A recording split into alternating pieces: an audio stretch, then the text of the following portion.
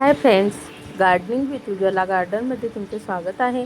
तर हे सुंदर असं प्लांट बघून तुमच्या लक्षात आलेच असेल की हे आहे डिफेनबेकियाचं प्लांट.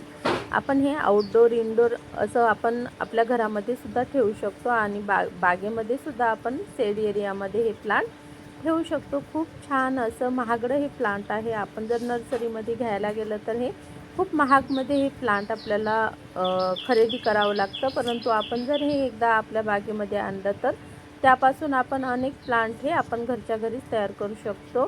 थोडी या प्लांटची काळजी घेतली तर आपण एकापासून अनेक प्लांट आपण आपल्या बागेमध्ये तयार करू शकतो. आणि दिसायला सुद्धा हे खूप सुंदर असं हे प्लांट आहे. याचे पानं मोठे मोठे आहेत आणि त्यावर ज्या मधामध्ये पिवळ्या रंगाच्या अशा रेषा असतात. इथे बघू शकता 2 कलरमध्ये याचे पानं आहेत आणि खूप दिसायला हे प्लांट सुंदर आहे आणि फुल ऑक्सिजन देणारे हे प्लांट आहे. आपण आपल्या घरामध्ये ठेवलं तर आपल्या घराची सुद्धा शोभा वाढते आणि फुल ऑक्सिजनसुद्धा हे प्लांट देतं. आणि इथे बघू शकता याच्या बुडामध्ये म्हणजे आपण हे 2 पद्धतीने लावू शकतो. याच्या बुडामध्ये सुद्धा याच्या म्हणजे बुडाला छोटे छोटे कंद असे प्लांट आपोआप तयार होतात. ते आपण उपटून दुसऱ्या मातीमध्ये सुद्धा लावू शकतो, म्हणजे दुसऱ्या कुंड्यामध्ये सुद्धा तयार करू शकतो. आणि दुसरी एक पद्धत आहे की या प्लांटचे आपण छोटे छोटे तुकडे करून याला पाण्यामध्ये लावू शकतो किंवा मातीमध्ये सुद्धा, ओल्या मातीमध्ये सुद्धा लावू शकतो. इथे बघू शकता मी हे अशा पद्धतीने माझ्या इथे एका प्लांटपासून हे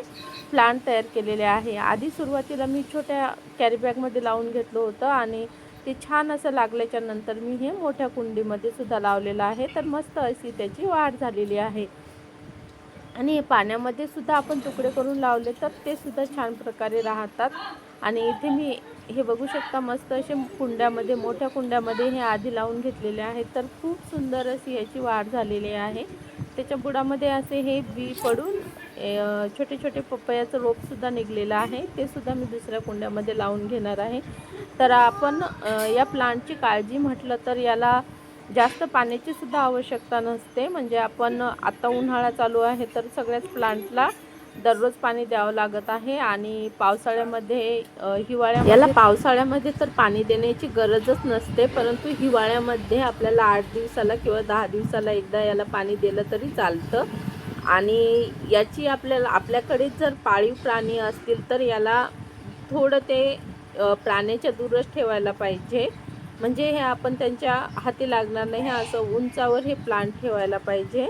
याची आपल्याला काळजी घ्यायची आहे. तर हे प्लांट दिसायला सुद्धा खूप सुंदर असं मोठ्या मोठ्या पानाचं हे प्लांट आहे. आणि हे तुम्ही बघू शकता खूप मस्त अशी याची वाढ झालेली आहे. आणि हे मी माझ्या बागेमध्येच ठेवलेलं आहे.